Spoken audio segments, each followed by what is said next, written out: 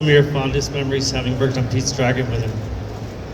Yeah, I got to work on Pete's Dragon with Robert Redford, the great Robert Redford, and he played, I played his daughter, he played my father, and we were shooting in New Zealand, and we had a lot of scenes doing two things.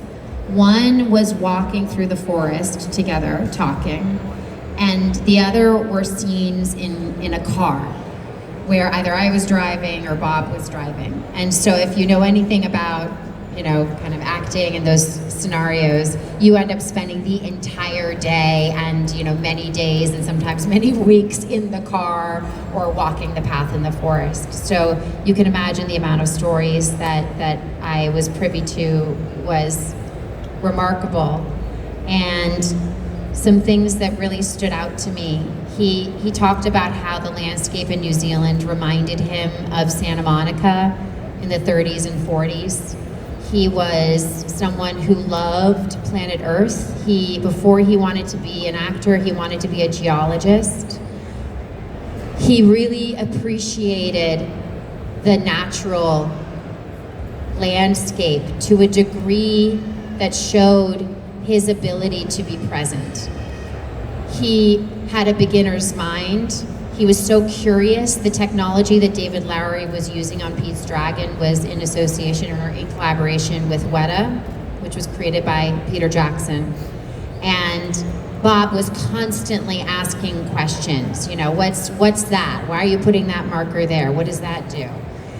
And lastly, what I'll say is that there was on his drive to work every morning, there was a horse that he would drive past, that a lot of us would drive past, and something didn't quite feel right about this horse.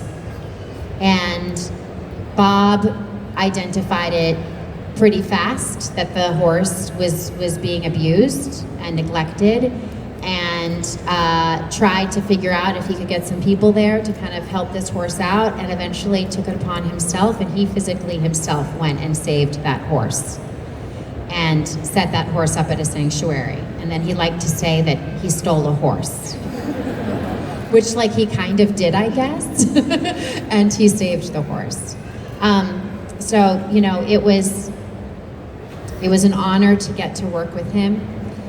It was enlightening because we often think about these people as being almost like gods. And then when you spend time with them, you're just like, yeah, he's smart and he has excellent common sense and he's beautiful and all of those things. But really, everything that he did came from his heart and his love of something, whether it's love of emerging storytellers or love of the planet or love of community building or the love of good story well told. Bob committed himself to making sure that that was possible, not just for himself and his peers, but for anyone who had that dream themselves. And that's why he created Sundance, and that's why he made the movies that he did. And that's why he was the way that he was with me. Someone at the time in my early 30s, directing some, acting some, really curious about what a guy like him had to say. And he was generous of spirit, and he touched every single person who he interacted with in that way. And so it's just a reminder for us all, we don't know what paths we're on. We don't know in what way people are intimidated by us. It's likely that people are in some way, shape, or form. You might be surprised. And if you can lean into genuine connection and kindness in every possible moment and finding ways that you can be in service and be of service to others with your knowledge, with your expertise, with your access, that's what Robert Redford did for his entire life.